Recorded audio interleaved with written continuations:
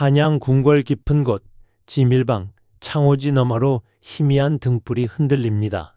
밤이 깊어지면 궁녀들은 각자의 방으로 돌아가 하루를 마감하지만 모두가 편히 잠드는 것은 아닙니다.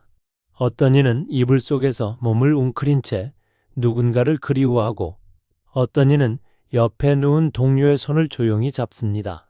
붕이라는 글자가 새겨진 팔목을 스치며 서로의 체온만이 이 긴 밤을 견디게 해줍니다.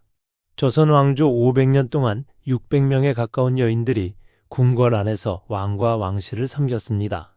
화려한 치마 저고리와 품계가 있는 관직 앞에는 처녀로 들어와 처녀로 늙어가야 하는 운명이 기다리고 있었습니다. 그들은 과연 어떻게 이 긴 세월을 버텨냈을까요? 금지된 욕망과 은밀한 사랑, 그리고 참혹한 처벌이 교차했던 궁녀들의 진짜 이야기를 지금부터 하나씩 들여다보려 합니다. 조선 왕조실록 곳곳에는 궁녀들의 금기를 어긴 사건들이 짧게 기록되어 있습니다. 간통한 궁녀를 참수하였다. 대식을 한 궁녀들에게 곤장을 쳤다. 궁녀와 내시가 사통하다 발각되어 모두 목이 베었다. 이런 표현들은 여러 왕대의 기록 속에서 반복해서 등장합니다. 하지만 그 짧은 기록 뒤에는 한 사람 한 사람의 절망과 욕망, 그리고 죽음이 숨어 있었습니다. 궁녀가 되는 길은 대체로 7세에서 15세 사이에 시작되었습니다. 내수사 소속 노비의 딸이거나 별감의 딸 때로는 양인 집안의 딸도 궁궐로 들어왔습니다.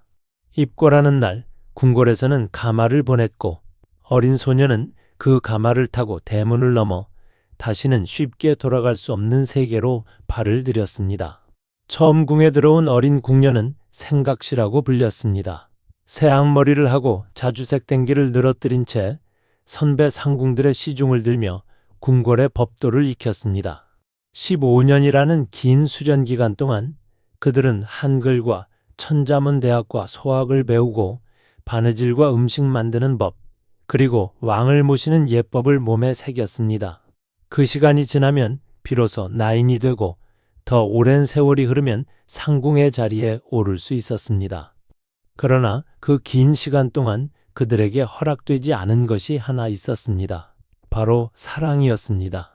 궁녀는 왕의 여자라는 이유로 왕 이외의 남자와는 절대 관계를 맺을 수 없었습니다. 속대전에는 간통한 궁녀와 사내 모두 즉시 참수하도록 규정되어 있습니다. 여러 사형 방법 가운데 목을 베는 참수는 극형에 속하는 것이었습니다.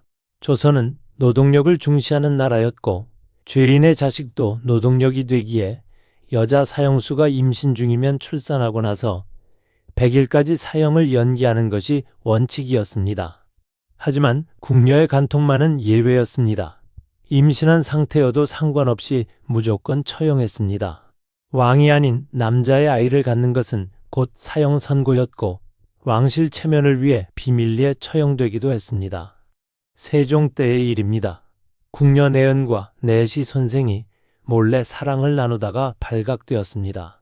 둘은 궁궐의 물건을 훔쳐 서로에게 주었고 은밀한 곳에서 만남을 이어갔습니다. 하지만 결국 들통이 났고 둘 다 목이 날아갔습니다. 단종 때에는 더 큰 사건이 터졌습니다. 궁녀 중비와 어린 별감 부기가 비밀 연애를 하다가 적발되었는데 이것이 점화되어 삼쌍의 연인들이 함께 짝지어 비밀 연애를 하던 것이 한꺼번에 드러났습니다. 이들도 궁궐의 물건을 훔쳐 서로에게 주며 사랑을 나눴지만 결국 발각되었습니다. 본래라면 모두 죽을 운명이었으나 단종이 감형을 해주어 곤장을 맞고 관노와 관비가 되는 선에서 끝났습니다. 기록에는 숫자와 처벌만 남았지만 그 속에는 한 사람 한 사람의 떨림과 두려움이 숨어 있었습니다. 밤마다 만나기로 한 약속, 몰래 건넨 비녀 하나, 손끝이 스치는 순간의 설렘, 그 모든 것이 발각되는 순간 목숨으로 치러야 할 대가가 되었습니다. 궁녀가 죄를 지으면 형조나 의금부가 아닌 내수사 감옥에 은밀히 가두어 조사하고 처벌했습니다. 자잘한 죄는 각 처소의 상궁이 직접 조사하고 처벌했지만 그 수준을 넘어서면 환관의 몫이었습니다. 경과와 결과는 국왕에게만 보고되었습니다. 그들의 생활이란 게 은밀하게 가려져야 했기 때문에 실록에 오를 기회라면 큰 죄를 짓는 것 외에는 별로 없었습니다. 죽음으로도 막을 수 없는 것이 사람의 본능이었습니다. 평생 남자와의 접촉이 금지된 채 같은 궁녀들끼리만 생활하다 보니 그들 사이에서는 또 다른 형태의 사랑이 싹 텄습니다. 이것을 대식이라고 불렀습니다. 대식이란 말은 문자 그대로 하면 서로 마주보고 식사를 하다 혹은 함께 밥 먹다라는 뜻입니다. 하지만 이 말은 동성애를 가리키는 표현이었습니다. 잠자리를 같이 하다는 말이 문자 그대로 잠만 함께 자는 것을 의미하지 않듯이 식사를 같이 하다는 의미의 대식도 단순히 밥만 함께 먹는 것이 아닌 그 이상의 것을 의미했습니다. 한나라의 역사서인 한서에 딸린 주석에는 대식을 두고 궁녀들이 서로 부부가 되는 것을 대식이라고 하며 서로 간의 질투가 대단했다고 기록되어 있습니다. 남녀의 역할을 각각 분담하는 두 궁녀 사이에서 이루어지는 동성애를 의미했던 것입니다. 영조 3년 7월 사헌부의 관원인 조현명이 올린 상소문에는 궁녀들의 동성애 실태가 적나라하게 기록되어 있습니다. 예로부터 궁녀들이 어떤 경우에는 친척이라고 하면서 여염집의 아이들을 궁궐에 유숙시키고 어떤 경우에는 대식한다고 하면서 요사한 비군이나 천한 과부들과 더불어 궁궐 안팎에서 관계를 맺었습니다.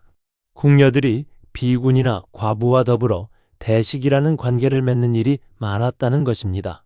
물론 꼭 비군이나 과부와만 대식을 했던 것은 아니었습니다. 궁녀들 상호 간에도 대식이라는 행위가 벌어졌습니다. 연산군 10년 11월 기록에 따르면 궁녀들 사이에서 친구를 의미하는 붕자를 팔이나 엉덩이에 새기는 경우가 많았다고 합니다. 동성애, 쌍방의 의리를 유지하기 위해 문신을 새겼던 것입니다.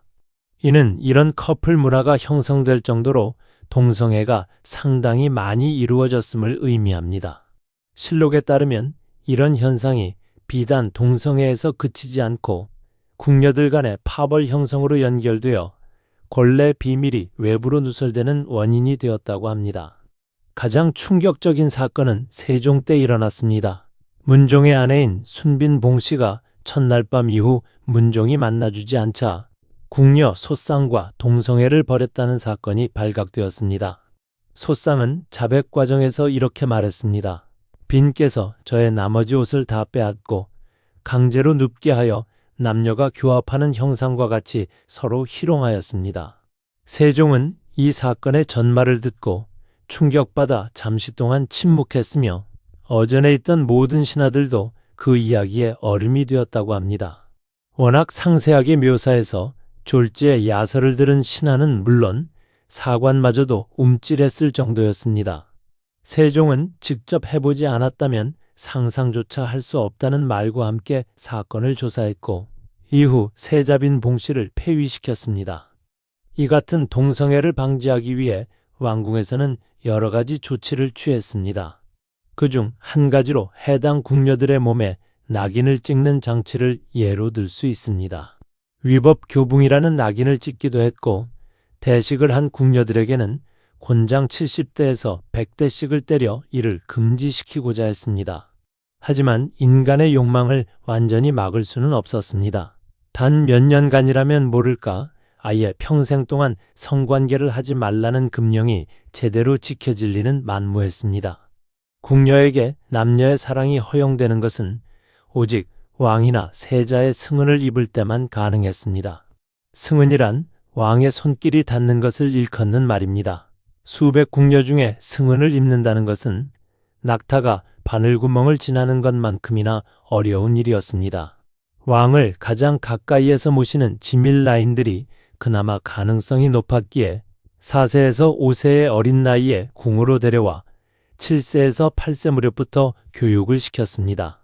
동몽선습, 소학, 연려전서 등을 가르치고 왕의 기호를 익히게 했습니다. 승은을 입은 궁녀를 승은상궁이라고 불렀습니다. 만약 왕의 자녀를 임신하여 왕자를 낳으면 후궁 지위에까지 올랐지만 자녀를 생산하지 못하면 승은상궁 지위에 머무는 수가 많았습니다. 승은상궁은 후궁과 마찬가지로 왕을 모시는 일이 가장 큰 일이었으니 모든 업무에서 해방이 된 채 꽃단장만 하면서 세월을 보냈습니다. 그러나 이것은 또 다른 지옥의 시작이기도 했습니다. 같은 궁녀 출신으로 갑자기 신분이 높아진 이들을 향한 동료들의 시기와 질투는 끝이 없었습니다. 궁중 생활이란 게 의외로 은밀한 곳이 많았지만 모든 것이 드러나는 곳이기도 했습니다. 합궁일이 정해지면 제조상궁이 생각시에게 동원 돌방에 이부자리를 깔아놓으라고 지시했습니다. 왕이 동원 돌방에 오면 나이가 많은 지밀상궁이 대기 중인 왕비나 후궁 또는 궁녀를 동원 돌방으로 인도했습니다. 50대 이하의 궁녀들은 모두 침실에서 퇴거했지만 60세에서 70대의 나이든 상궁들은 동원 돌방 바깥에 있는 방에 한 명씩 앉아서 숙직했습니다. 동원 돌방을 제외한 모든 방은 문을 열어 통할 수 있게 해놓았습니다. 상궁들이 서로가 서로를 감시하게 하여 문제를 일으키지 않도록 하고 합방 중 암살 시도 등의 불상사가 발생하는 경우 최대한 빨리 파악하기 위함이었습니다. 동원 돌방과 상궁들의 숙직방 사이에는 문 하나만 존재했으므로 동원 돌방에서 무슨 일이 벌어지고 있는지 상궁들은 충분히 파악할 수 있었습니다. 그런 감시 속에서 밤을 보낸 뒤 새벽이 되면 왕은 자신의 처소로 돌아갔습니다. 승은을 입은 궁녀는 그날부터 다른 이들의 눈총을 받기 시작했습니다. 어제까지 함께 밥을 먹고 함께 잠을 자던 동료가 갑자기 특별한 존재가 되는 순간 그 사이에는 보이지 않는 벽이 생겼습니다. 축하한다는 말 뒤에는 질투와 시기가 숨어 있었고 웃는 얼굴 뒤에는 언젠가 끌어내리고 싶다는 마음이 도사리고 있었습니다. 궁중 권력 다툼에서 궁녀들은 늘 앞잡이로 동원되었습니다. 수많은 옥사 중에 궁녀가 끼지 않은 옥사는 없다고 단정해도 좋을 정도로 옥사와 궁녀의 관계는 깊었습니다. 왕실 내부 사정에 그만큼 훤했기 때문입니다. 각 처소마다 벌이는 권력투쟁에 늘 앞잡이로 동원되던 것이 궁녀였습니다. 궁녀를 시켜 음식에 독약을 타는 것을 소급수라 하는데 이런 식의 이름도 원인도 모를 옥사에 연루되어 죽어나간 궁녀 또한 이루 헤아릴 수 없이 많았습니다. 환관이 독자적으로 처리할 수 없는 반역이나 대역죄에 연루된 궁녀는 왕이 친국하였지만 이때에는 어쩔 수 없이 공개적으로 처벌할 수밖에 없었습니다. 그러나 대부분의 경우 궁녀의 죄는 은밀하게 처리되었습니다. 내수사 감옥에 가두어 조사하고 처벌했고 그 과정은 국왕에게만 보고되었습니다. 그렇게 사라진 궁녀들의 이름은 기록에도 남지 않았습니다. 어느 날 갑자기 보이지 않게 되고 누구도 그 이름을 입에 올리지 않았습니다. 마치 처음부터 존재하지 않았던 사람처럼 지워졌습니다. 30년에서 40년을 봉직한 뒤 퇴궁하는 것이 허락되기도 했습니다. 모시던 주인이 세상을 떠나거나 병으로 더 이상 궁녀 생활을 할 수 없을 때 혹은 죄를 짓고 궁궐에서 쫓겨날 때였습니다. 극심한 가뭄이 들면 결혼하지 못한 여인들의 한이 하늘에 닿아 날이 감은다고 믿었기 때문에 궁녀들의 원한을 풀어주기 위해 이따금 출궁을 시켰습니다. 그러나 출궁한 궁녀도 혼인할 수 없었습니다. 궁궐을 나와도 조관이나 종친의 처첩이 될 수 없었습니다. 이런 규정은 조선시대 내내 엄격하게 적용되었습니다. 들어오는 길만 있을 뿐 빠져나갈 길은 없는 게 궁녀의 생활이었습니다. 조선 후기 이름 모를 어느 궁녀가 쓴 어시조가 그 심정을 잘 드러냅니다. 암못에 들어있는 물고기들아, 누가 너를 몰아다가 넣었기에 들었느냐? 북쪽 바다나 맑은 연못 어디 두고 이 연못에 와 들어있느냐? 한 번 들어가 못 나오는 심정은 너와 내가 다르랴. 연못에 갇힌 물고기에 빗대어 체념을 노래한 그녀의 궁중 생활은 과연 어떠하였을까요? 퇴궁한 뒤에도 그들의 삶은 녹록지 않았습니다. 재가가 금지되어 있었기에 혼자 살아가야 했습니다. 30년에서 40년 동안 모은 재산이 있다면 그나마 나았지만 대부분의 궁녀들은 그렇지 못했습니다. 월급이 가장 많은 상궁은 매달 쌀 25말 5대, 콩 6말 북어 110마리를 받았지만 월급이 가장 적은 나이는 매달 쌀 3알, 콩 1말 5대, 북어 13마리를 받았습니다. 상군과 나인 사이의 임금 격차는 최고 5배 이상이나 되었습니다. 그나마 재테크를 잘한 궁녀들은 논과 밭집 등의 부동산을 매입하기도 했지만 대부분은 그렇지 못했습니다. 궁을 낳은 뒤에는 사회적 편견과 가난 속에서 외롭게 생을 마감했습니다. 한때 왕의 여자였다는 이유로 다른 남자와 혼인할 수 없었고 가족도 이미 세상을 떠났거나 멀어진 경우가 많았습니다. 젊은 시절을 궁궐 안에서 보낸 대가는 늙어서 홀로 죽어가는 것이었습니다. 누군가는 절에 의탁했고 누군가는 친척집 한 구석에서 눈치를 보며 살았습니다. 화려한 궁궐 생활의 추억만 남은 채 초라한 방 한 칸에서 혼자 밥을 먹고 혼자 잠들었습니다. 조선 왕조 마지막 상궁 성옥염 씨는 1933년 보통학교를 졸업하고 15세 나이로 창덕궁 친박라인으로 입궁했습니다. 그녀는 김명길, 박창복 두 상궁과 함께 창덕궁 낙선제에서 30여 년간 조선조 마지막 왕비를 모셨습니다. 죽기 전에 남긴 유언은 이러했습니다. 저 세상에서도 순명 효왕후를 모실 수 있도록 그분 위패가 있는 백운사에서 49제를 지내주오. 죽어서도 모시겠다는 그 마음 뒤에는 평생을 궁궐에 바친 한 여인의 삶이 고스란히 담겨 있었습니다. 궁녀들의 삶을 떠올리면 조선의 궁궐은 결코 화려하기만 한 곳이 아니었음을 알게 됩니다. 치마 저고리에 고운 빛깔 뒤에는 늘 금지된 욕망을 억눌러야 하는 마음이 있었고 품계가 새겨진 관직 뒤에는 평생 처녀로 살아야 하는 운명이 숨어 있었습니다. 궁궐이라는 울타리는 누군가에게는 영광의 공간이었지만 다른 누군가에게는 자유를 빼앗긴 감옥이었습니다. 밤마다 이불 속에서 서로의 손을 잡으며 외로움을 달랬던 궁녀들 몰래 별감이나 내시와 만나다가 목숨을 잃은 궁녀들 왕의 승은을 입고도 동료들의 시기 속에서 괴로워했던 궁녀들 권력 다툼에 휘말려 억울하게 죽어간 궁녀들 그리고 퇴궁한 뒤에도 재가가 금지되어 외롭게 생을 마감한 궁녀들. 그들의 이야기는 화려한 궁궐 뒤에 숨겨진 조선시대 여성 잔혹사의 단면을 보여줍니다. 세종실록에 기록된 순빈 봉씨의 사건을 다시 떠올려 봅니다. 남녀가 교합하는 형상과 같이 서로 희롱하였습니다. 라는 소상의 자백은 당시 사람들에게 큰 충격이었지만 동시에 인간의 본능이 얼마나 강한지를 보여주는 증거이기도 했습니다. 죽음으로도 막을 수 없는 것이 본능이라는 말처럼 아무리 엄격한 법과 처벌이 있어도 사람의 욕망을 완전히 억누를 수는 없었습니다. 영조 때 조현명이 올린 상소문에는 이런 구절이 있습니다. 궁녀들이 대식을 핑계하여 요사한 비군이나 천한 과부와 더불어 안팎에서 관계를 맺었습니다.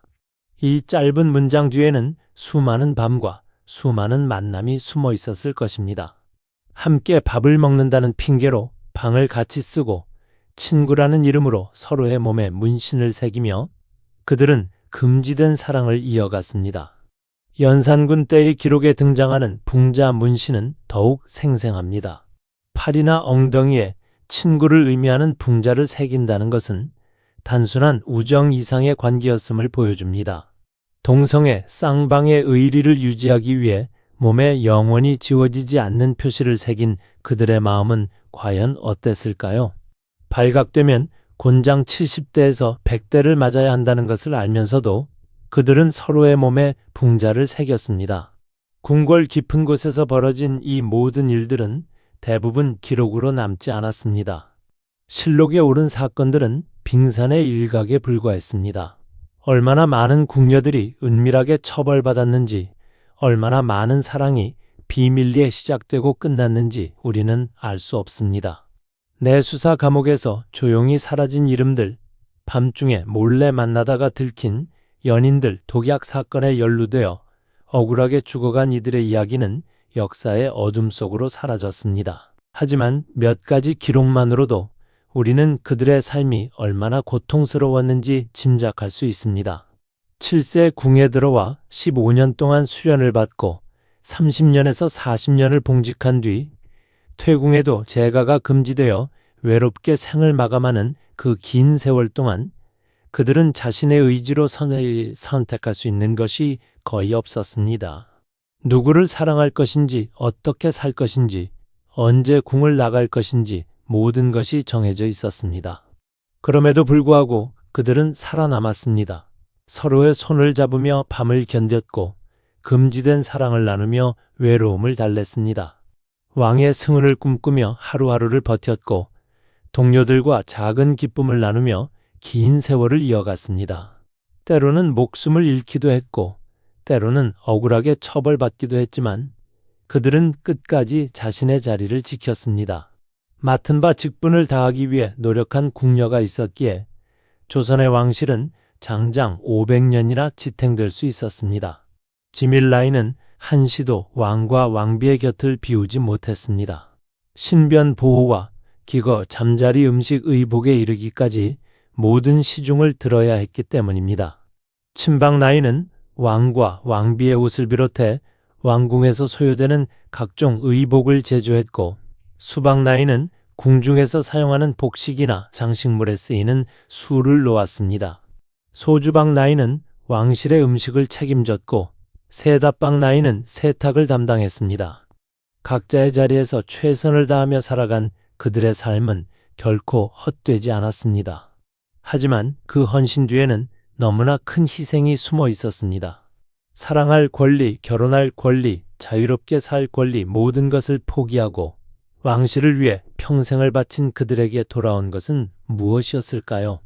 상궁이 된다면 그나마 권세와 재산을 누릴 수 있었지만 대부분의 궁녀들은 그렇지 못했습니다. 낮은 품계의 나인으로 평생을 보내고 퇴궁한 뒤에는 사회적 편견 속에서 외롭게 늙어갔습니다. 이제 시간을 훌쩍 건너 오늘의 세상을 떠올려 보면 풍경은 많이 달라져 있습니다. 여성은 누구와 사랑할지, 언제 결혼할지, 어떻게 살지 스스로 선택할 수 있게 되었습니다. 그러나 조선시대 궁녀들의 이야기는 여전히 우리에게 묻습니다. 인간의 존엄이란 무엇인가? 자유와 선택권이 박탈된 삶이란 어떤 것인가? 화려한 겉모습 뒤에 숨겨진 고통을 우리는 얼마나 알고 있는가? 궁녀들의 은밀한 삶과 금지된 욕망, 그리고 비극적 운명을 따라가다 보면 우리는 결국 한 가지 진실과 마주하게 됩니다. 그들도 우리와 같은 사람이었다는 것입니다. 사랑하고 싶어하고 자유롭게 살고 싶어하고 행복을 꿈꾸는 평범한 사람이었다는 것입니다. 하지만 그들에게는 그 평범한 꿈조차 허락되지 않았습니다. 왕의 여자라는 이유로 태어나서 죽을 때까지 처녀로 살아야 했고 금지된 사랑을 나누다 발각되면 목숨으로 대가를 치러야 했습니다. 오늘 이야기는 여기까지입니다. 화려한 궁궐 뒤에 숨겨진 궁녀들의 진짜 이야기를 함께 돌아봐 주셔서 진심으로 감사합니다. 이 이야기가 조선시대를 이해하는 데 작은 도움이 되었기를 바랍니다. 더 많은 역사 이야기가 궁금하시다면 구독과 좋아요 부탁드립니다. 여러분 모두 자유롭고 행복한 하루 보내시기를 마음 깊이 빕니다.